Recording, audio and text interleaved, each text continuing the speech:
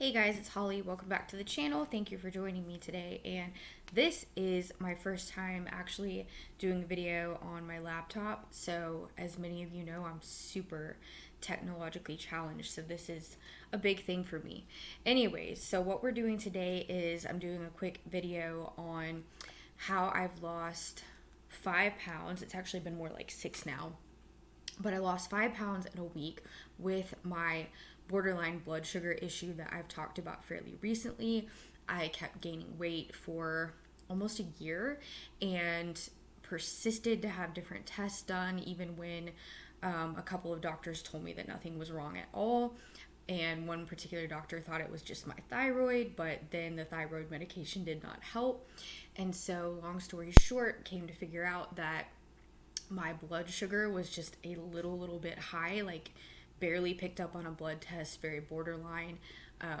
And so with that being said, as I knew before and suspected, what happens is when your blood sugar is off, it can make it really hard, if not impossible, to lose weight. So what I've done since finding this out, I have experimented with a lot of different things. I suspected over the last couple of months that I've been having an issue with possible insulin resistance and, having blood sugar that's not quite stable. And so after doing research and then finally having the test done and confirming that I was in fact having a bit of a blood sugar issue, I am happy to report that I have lost 5 pounds in a week, and I've almost lost 6 pounds total. It's been a little over a week since I started implementing these particular steps, these particular things into my life and my diet.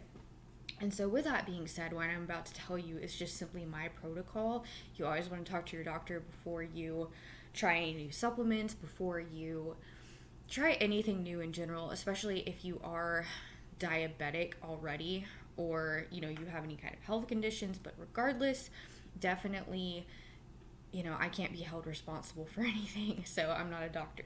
But I'm going to go ahead and get into it. I've got a lot of stuff here I'm going to show you briefly, so I'm going to tell you exactly what I did, and keeping in mind that what I did is not necessarily what's going to be best for everyone. You have to find your own unique approach when it comes to your approach to your health, whatever issue it is that you're dealing with, whatever condition.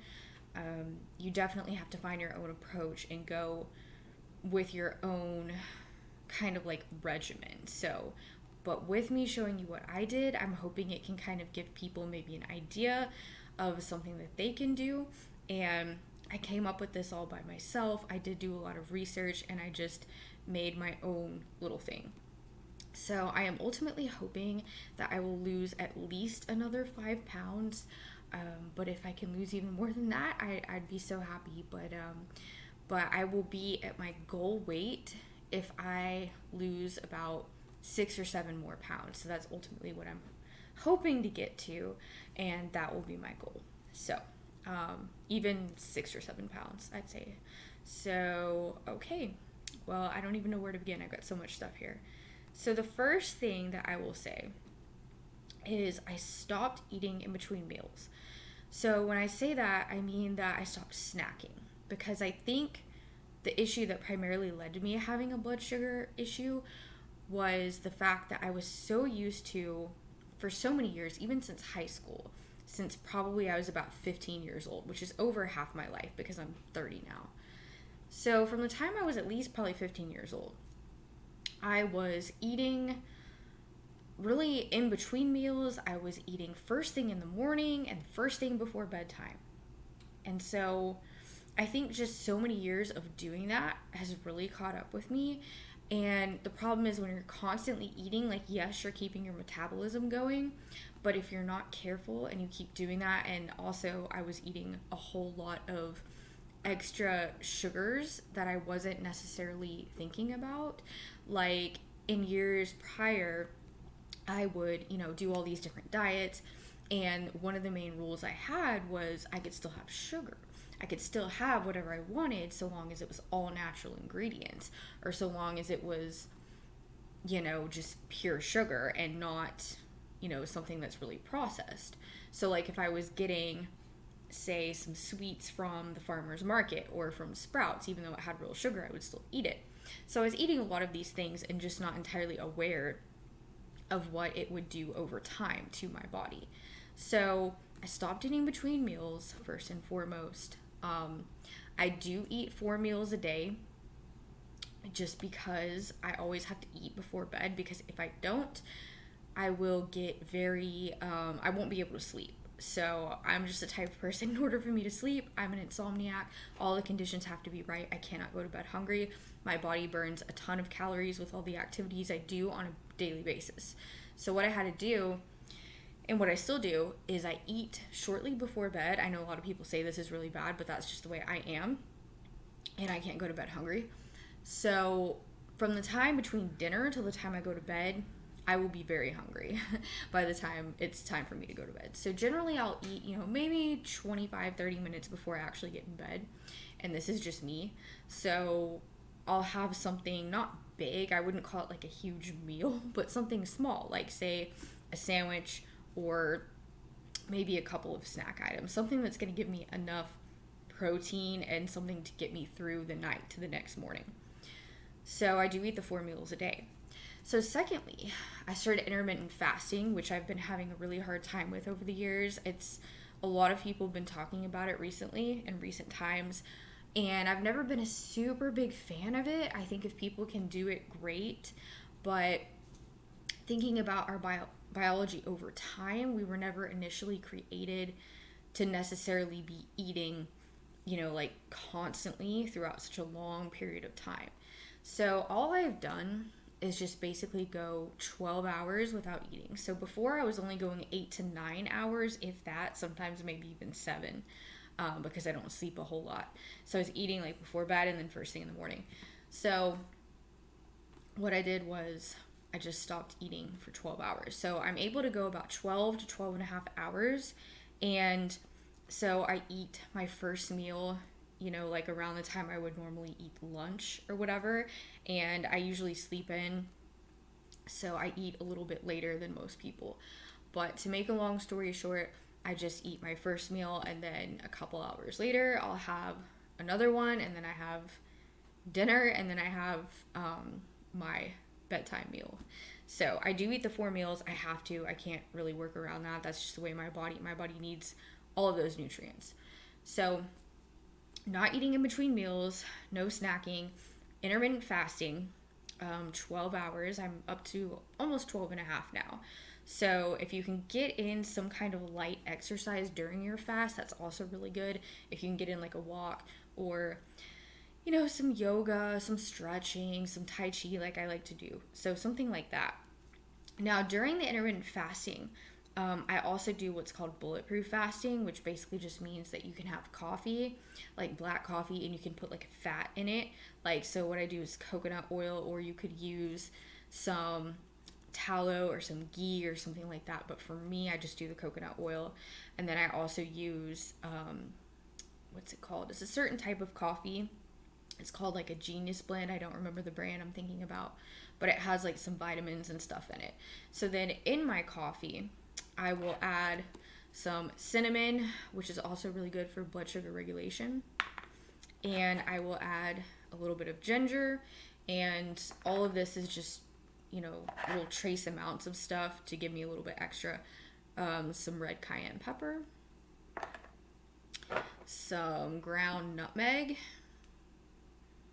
And some paprika. Okay, so I don't have the coconut oil sitting out here. I mean, I couldn't set everything out here on the table because it's just too much. So those are all the things I put in my coffee. I do drink about 2.5 cups of coffee in the morning, and then I will drink 1 in the afternoon and 1 in the early evening. So I drink about 4.5 cups a day. So that's just me. My body metabolizes caffeine very quickly and gets rid of it very quickly, so I need more caffeine. So those are the things I put in my coffee, and then I will add towards the latter part of my bulletproof fasting, I will add just a tad bit of unsweetened almond milk. So literally like maybe a teaspoon, or I might do a teaspoon of, I get these little nut pods that are like these creamers. They only have like 5 calories in a teaspoon, but it's basically nothing but just like almonds and milk. So I'll put a little bit, almonds and water, I'm sorry. So I'll put like maybe a teaspoon of that in the coffee as well. So that's kind of how I do my intermittent fasting, my bulletproof fasting. And then I will usually start to feel pretty hungry towards the end. And so it helps to add in electrolytes. So I always add in the electrolytes as well. So I can have coffee, I can have water, I can even have like green tea, unsweet tea, anything that's basically not got calories in it. So something like that that's not sweet at all, you can have those kinds of things during intermittent fasting. So this product right here is from BioRains. It's a biohydrate, and this is, many of you know I'm a BioRains ambassador, but this is essentially basically it's got rapid CT technology, rapid cell technology, and so this has CBD in it, and CBD helps with virtually everything. So, but it also has some other stuff in it like vitamin C, niacin, vitamin B5, B6, B12, potassium, magnesium, and chloride, and then coenzyme Q10, and there's resveratrol. So those are really good for anti-aging, but basically this is an electrolyte solution. It has 5 calories in 1 scoop, and it's a raspberry lemonade flavor, but the ingredients are pretty pure, and it just really doesn't have anything in it that would spike your blood sugar. It's still good for your fasting. So electrolytes are super important when you're fasting. Okay. So, and that's something, you know, might be controversial. Everybody's different in their opinion of intermittent fasting and bulletproof fasting. Some people are like, no, you can't have anything at all, only water or black coffee, you know, and some people are like, well, you can have this or this, but you have to analyze your own body. And if you're like me, you might need a little something extra.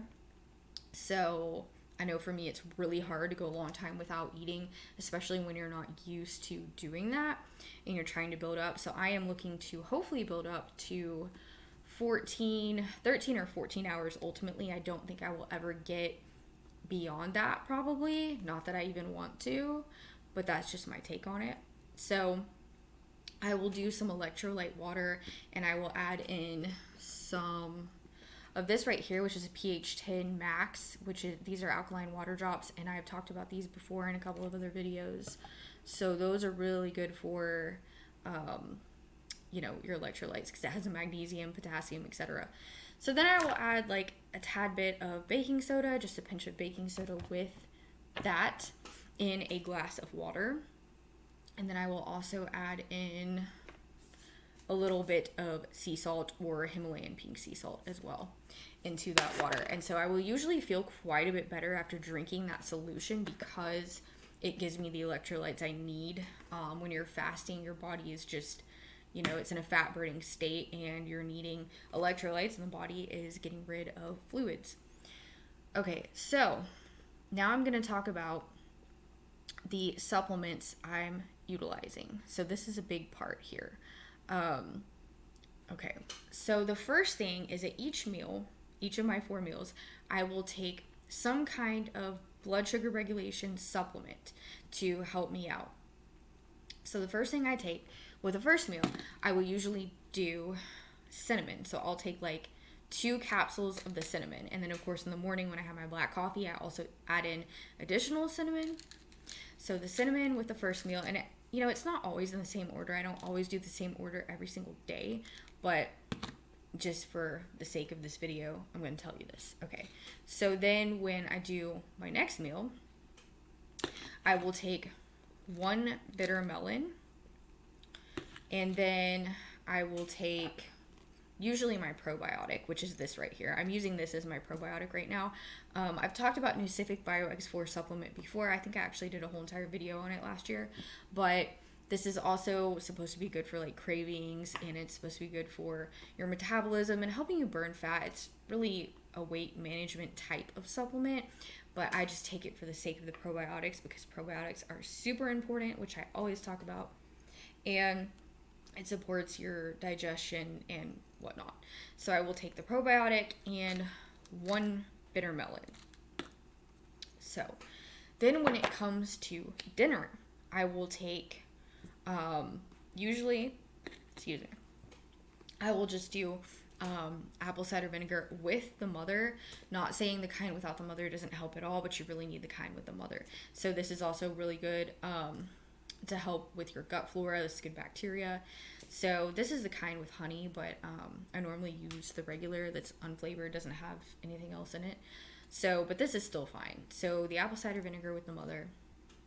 So I will have that in a glass of water. You do get used to it over time.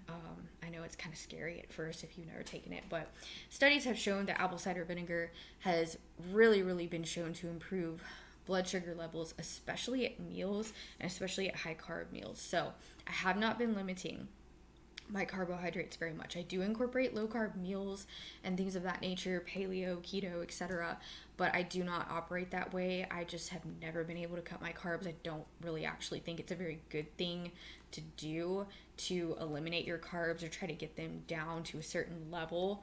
I think limiting very minimally is okay. You know, like let's say you're used to eating like processed breads and sugars, and so suddenly you're moving on to only eating fruit as a carb, only eating like whole grains and stuff like that. So the body reacts a lot differently to like whole grains and fruits than it does to like processed sugars and processed refined carbohydrates. So there's just such a huge difference between the complex and the refined carbohydrates. Okay, so I usually will still have 1 or 2 carbs at each meal, at least one. So if that tells you anything.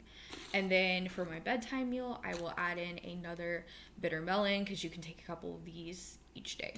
So I don't want to take too many different things just because I feel like I don't want to risk my blood sugar dropping too low, because that's always a thing, you know, you don't want to take too many things for the same problem. So then as far as other things I'm taking, I just take a regular multivitamin every day. This is just a regular gummy I get from the grocery store, and I take 1 or 2 drops of colt's foot, which is really, really good for the lungs. And I've had issues in the past with frequent bouts of bronchitis and upper respiratory infections, so I take it as a preventative.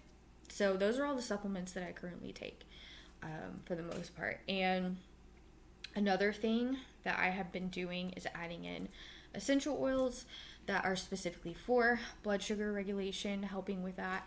And so the ones that I am utilizing currently are cinnamon, coriander, and cassia. So I have the coriander right here. I couldn't find the others. They're buried in my bag somewhere. So this one is coriander. It doesn't really smell that great, but you can take these internally in very small amounts. But again, definitely do your research and make sure you're choosing a really good brand, and make sure that you are, you know, not doing anything crazy, because when it comes to ingesting essential oils, you do have to be really, really careful, and you want to start very, very slow to know how your body is going to tolerate it. So again, so I will usually just use one particular oil per day. So like one day I might use coriander, the next day I might use cinnamon, the next day I might use cassia. And so I'm working on purchasing some more endocrine balancing hormones, insulin balancing essential oil blends as well. So those are just the ones I have right now, what I'm using. I do use them topically. I will use like a little bit like on my face and my neck and stuff like that, maybe rub a little on my stomach. So, and then I will take, you know, maybe 1 or 2 drops during the day in a drink or a glass of water or whatever. So I'm not using a whole lot of that, but just a little bit. So all of these things combined have really helped a lot. And in regards to the GOLO Release supplement that I was taking, I took GOLO Release for about 2.5 weeks, which was long enough for me to finish out the bottle. I think it was like 90 capsules. So you take like 1 to 3 capsules per meal with the GOLO Release, and I will probably do a separate kind of like review video on that. I'm not sure yet. But with the GOLO Release, I did see that it was helping a tiny bit, but that was before I started doing my intermittent fasting. So right about the time I ran out of GOLO was the time I started intermittent fasting and seeing results. So ultimately, I'm not purchasing GOLO again right now, just because I didn't notice a big enough difference to purchase it again. So I think the thing that has made me see the most progress out of all of these things is the intermittent fasting. And I noticed after about 3 days, that my stomach started shrinking considerably. So most of the weight that I've lost has been off of my stomach. So the hip area is a tiny bit smaller, but I'm still working on that and hoping for a reduction in the love handle area. So I'm really impressed with these results and I'm really happy about it. I'm really excited that I was able to finally find, a solution. And this is ever changing for me. This is something I'm going to constantly be reevaluating and something I'm going to constantly be experimenting, different things with, and just moving forward. Definitely continuing with the intermittent fasting, definitely continuing with supplementing at every single meal and not snacking in between meals and all of these things, and definitely continuing with the essential oils and other things of that nature and seeing what happens. So I do work out every day. I am very active. I have 2 children, 6 and 2. So I'm also a licensed massage therapist, so my work is physical. Really everything I do is physical. I love to clean. I do all kinds of things. So I also am still using my fat cavitation machine device approximately 5 minutes a day. That's all I've been doing. And so that I feel like is probably helping a little bit as well. But I do lead a really, really super healthy lifestyle, and I do a little bit of meditation every day, and I use things like infrared heating pads. I have a Chi wellness machine. I have an infrared dome. I have UV therapy and all of these other things that I do. And I will do that kind of thing for like 30 minutes a day while I'm meditating and whatnot. So all of these things help play into the fat burning, but I started gaining weight and I didn't understand why. I didn't know why. So then when I found out that my blood sugar was a little bit borderline, I was able to really take action and come up with a plan that I felt was going to help me. And so fortunately it has. I'm excited to see how much more weight I can lose and really just go from there. So I'll continue to keep you updated, and I thank you for tuning into my video, listening and watching, whatever you're doing. So I hope that this can help somebody, and I will see you in the next video. Thanks.